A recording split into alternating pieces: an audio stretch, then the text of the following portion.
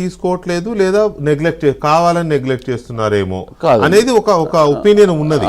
కాదు, బీజేపీ పాలిత రాష్ట్రాల్లో కూడా ఈ 20 పాయింట్స్కి సంబంధించి అపాయింట్మెంట్స్ జరిగినా కూడా ఎస్డిజీస్ బేసిస్ మీదే ఎక్కువగా కాన్సన్ట్రేషన్ జరుగుతుంది. ఎందుకంటే ఎస్డిజీస్ అనేవి అయితే ఈ 20 పాయింట్స్ ఏమన్నాయో ఆ ఎస్డిజీస్ కూడా ఆధునిక, ఇందాక మీకు ఒకటి చెప్పాను, eternal values for a changing society అని. అంటే బేస్ అదే, మారినటువంటి ఆధునిక సాంకేతిక అంశాలు ఏవైతే ఉన్నాయో అవి జోడించి కమ్యూనికేషన్ ఇది వస్తున్నట్టుంది.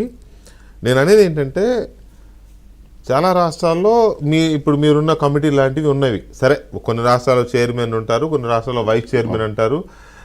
పదవి ఏదైనా ఒక పర్టికులర్ వ్యవస్థ అయితే ఉంది. దానికి 20 సూత్రాలు ఎలా అమలవుతున్నాయి అనేది పర్యవేక్షించడానికి ఇప్పుడు ఆంధ్రప్రదేశ్లో మీ నేతృత్వంలో ఉన్నట్టుగా చాలా రాష్ట్రాల్లో ఒక సిస్టమ్ ఉంది. కానీ కొన్ని రాష్ట్రాల్లో ఆ సిస్టమ్ లేదు. అంటే ఉన్న రాష్ట్రాల్లో బాగా జరుగుతున్నట్ట, లేని రాష్ట్రాల్లో లేకపోయినా బాగానే జరుగుతుంది అనుకోవాలా? అట్లా కాదు, పని నడుస్తుంది అనుకోవాలా? పని నడుస్తుంది అనుకోవటం. దానివల్ల ప్రయోజనం అయితే మేము ఆంధ్రప్రదేశ్లో కూడా నేను ఈ బాధ్యత ముఖ్యమంత్రి చంద్రబాబు నాయుడు గారు ఒక కాన్ఫిడెన్స్తో అప్పచెప్పిన తర్వాత మొదటి 3 నెలల్లోనే ఎగ్జిస్టింగ్ 20 పాయింట్స్ ప్రోగ్రామ్ని మొత్తం కూడా అధికారులతోటి సమీక్ష చేసుకొని దీనిలో చేయాల్సినటువంటి మార్పులు చేర్పులు ముఖ్యమంత్రి గారితో మాట్లాడటం జరిగింది. ఆయన చాలా వెరీ ఫాస్ట్, ఎంత ఫాస్ట్ అంటే చెప్పినటువంటి అంశాన్ని ఆయన చాలా క్లియర్గా దీన్ని మార్చాలి, ఇది రీస్ట్రక్చర్ చేయాలి, మన నేటివిటీకి మన రాష్ట్రానికి ఏదైతే అవసరమో దానికి అనుసంధానిస్తూ చేయాలి అనేటటువంటి మాట ఇమ్మీడియట్గా చెప్పడం జరిగింది. అయితే ఇది చేంజ్ చేయటం అనేటటువంటిది రాష్ట్ర ప్రభుత్వం చేతిలో లేదు. ఎందుకంటే కేంద్రం దానికి ఆమోదం తెలపాలి.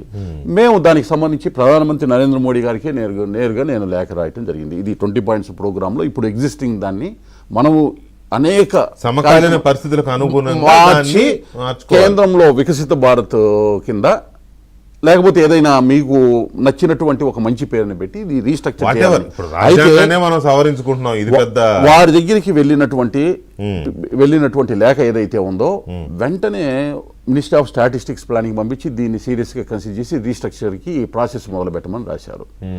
గౌరవ ముఖ్యమంత్రి చంద్రబాబు నాయుడు గారు కూడా, ఎందుకంటే మార్పు రిఫార్మ్స్కి ఎప్పుడూ కూడా ముందడుగులో ఉండేటటువంటి ముఖ్యమంత్రి గారు నీతి ఆయోగ్ మీటింగ్లో ఇది మార్పు అవసరమో, ఈ రీస్ట్రక్చర్ అవసరమో, ఆంధ్రప్రదేశ్లో కూడా స్వర్ణాంధ్ర ఏదైతే మనం కేంద్రంలో వికసిత భారత్ 2047 అని ఒక లక్ష్యం పెట్టుకుని వెళ్తే, మీరు ఇందాక ఉపోద్ఘాతంలో ఒక చక్కటి అంశాన్ని చెప్పారు. వికసిత భారతం కావాలంటే వికసిత రాష్ట్రం కావాలి, వికసిత రాష్ట్రం కావాలంటే వికసిత జిల్లా కావాలి, వికసిత జిల్లా కావాలంటే వికసిత మండలం కావాలి, వికసిత మండలం కావాలంటే వికసిత గ్రామం కావాలి. అంతే కదా, దేశం వికసిస్తుంది. ముఖ్యమంత్రి చంద్రబాబు నాయుడు వికసిత వార్డు దాకా వెళ్ళారు. ఆయన ఆల్రెడీ దీనికి సంబంధించినటువంటి స్ట్రక్చర్ని కూడా తయారు చేయడం జరిగింది.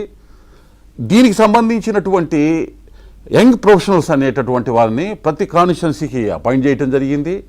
5 కమిటీ కింద ఎమ్మెల్యేని, స్థానిక ఎమ్మెల్యేని, కలెక్టర్ని, అలాగే రాజకీయాలతో సంబంధం లేనటువంటి 2 వ్యక్తుల్ని, వివిధ నిష్ణాతులను తీసుకొని ఫామ్ చేసేటటువంటి కమిటీని కూడా వేసుకునే దిశగా. వికసిత భారత్కి ఈ 20 సూత్రాల అమలుకి సంబంధం ఏంటి? అలాగే బీజేపీ ఆంధ్రప్రదేశ్ రాజకీయాల్లో బీజేపీ ప్లే చేస్తున్న రోల్ ఏంటి?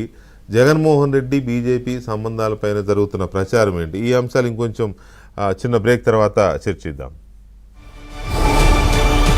కమిటీ అనే దానివల్ల ఒక ఉపయోగం ఏంటి అసలు? ఈ